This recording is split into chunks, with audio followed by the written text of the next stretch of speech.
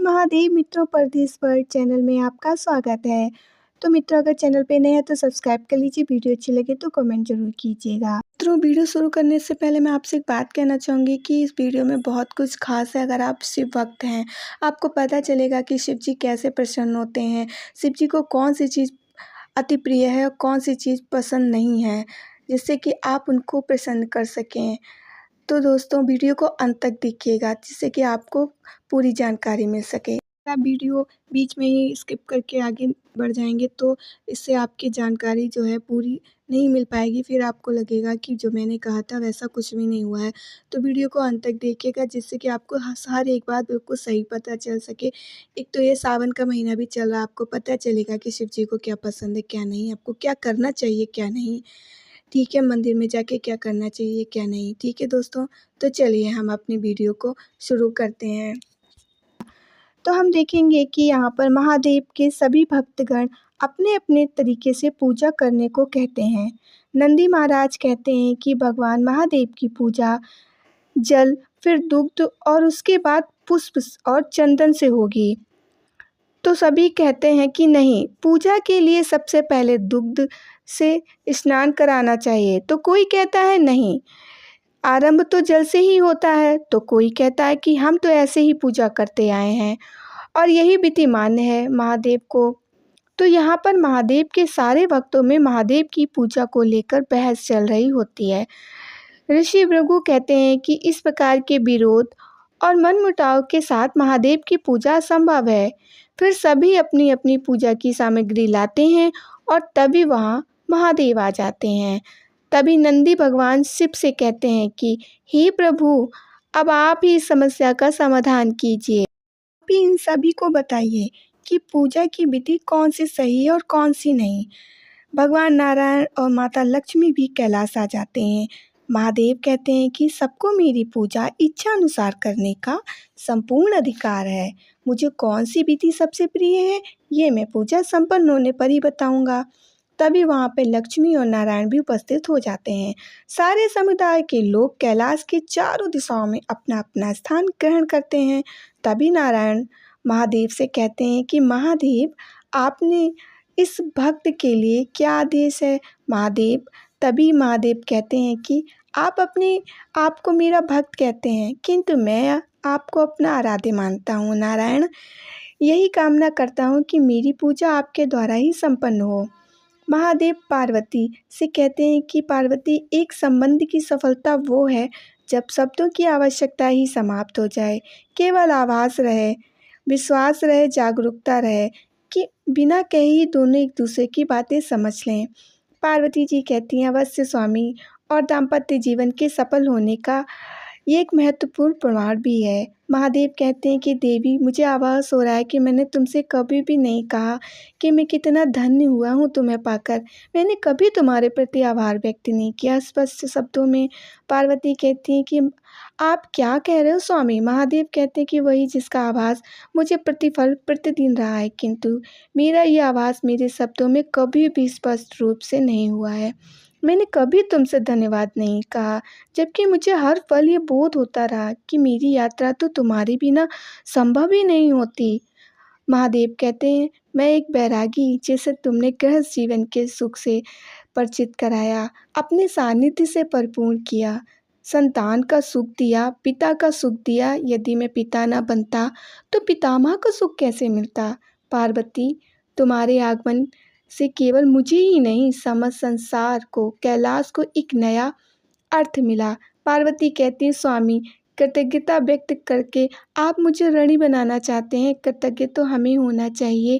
आप तो सदैव संपूर्ण थे और संपूर्ण रहेंगे। हमने ऐसे कई निर्णय आपकी इच्छा के विरुद्ध लिए, जैसे महादेव ने मना किया था सती को वहाँ जाने पर सती चली गई थी अपने पिता के घर।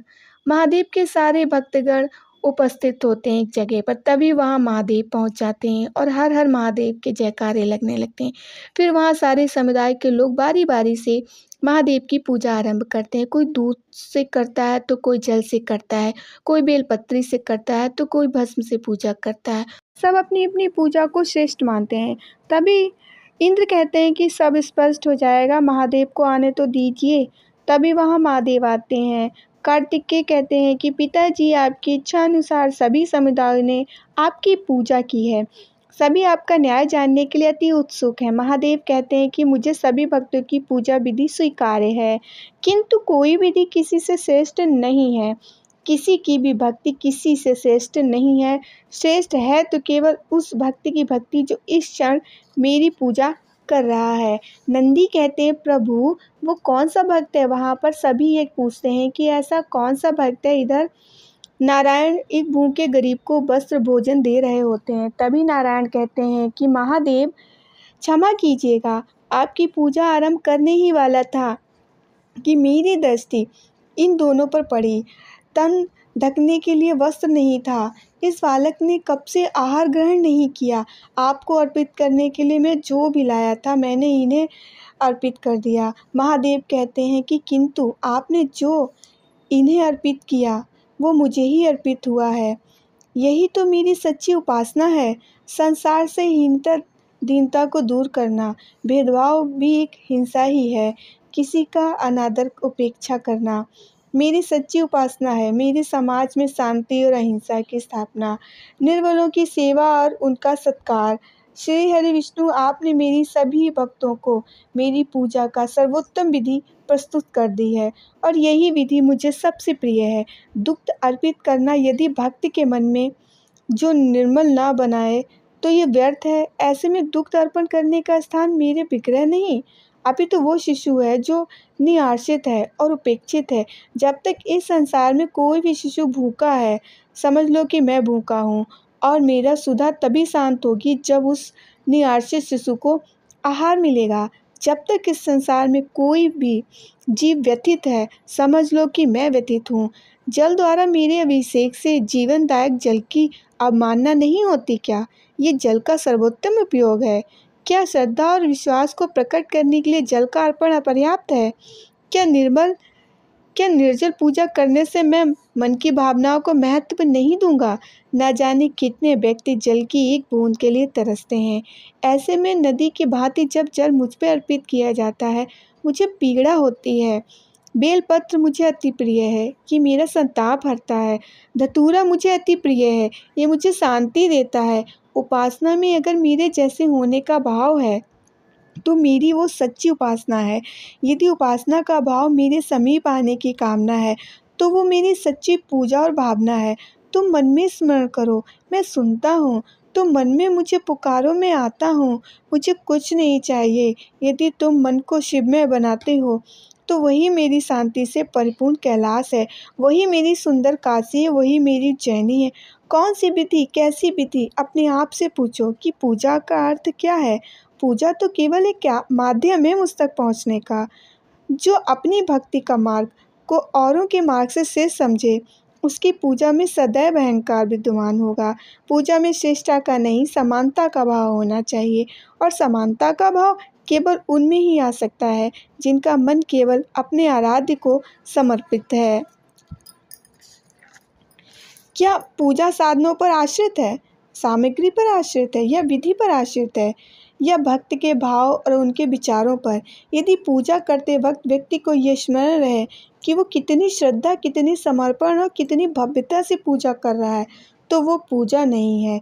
जिस व्यक्ति के मन में ये विचार हो कि उसके पास पूजा के पर्याप्त साधन नहीं, तो पूजा उसकी भी सच्ची नहीं होती। पूजा तो केवल वही सच्ची है जब भक्त के मन में अपने आराध्य के अतिरिक्त कोई विचार ना हो।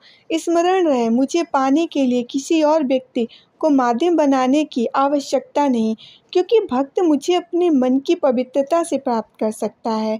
यदि भक्त का मन निश्चल नहीं तो किसी और के माध्यम से वो कैसे संभव हो जाएगा? यदि मन पवित्र है तो माध्यम की आवश्यकता ही क्या? मेरी प्रार्थना करने के लिए प्रेमपूर्ण हृदय चाहिए, ऐसा हृदय जो जीवन में प्रत्येक क्षण प्रेमपूर्ण रहे। और ये तभी संभव है जब व्यक्ति सबसे पहले अपने आप से प्रेम करना सीखे। तभी नारायण कहते हैं कि महादेव, क्या मैं अब आपकी पूजा आरंभ कर सकता हूँ?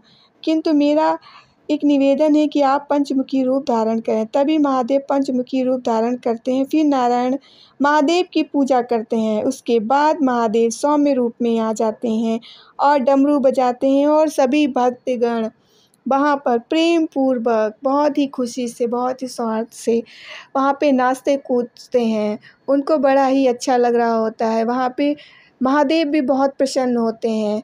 और तो दोस्तों, आज की वीडियो यहीं पे समाप्त होती है।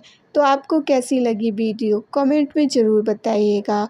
और वीडियो अच्छी लगी तो लाइक ज़रूर कीजिएगा और कमेंट में हर हर महादेव ज़रूर लिखिएगा। और चैनल पे नए हैं तो सब्सक्राइब करके बेल नोटिफिकेशन को ऑन कर दीजिए। हम मिलेंगे अपनी अगली वीडियो में। तब तक के लिए नमस्कार मित्रों, हर हर महादेव। आप सभी लोग सावन के महीने में सबको ढेर सारी खुशियाँ मिलें।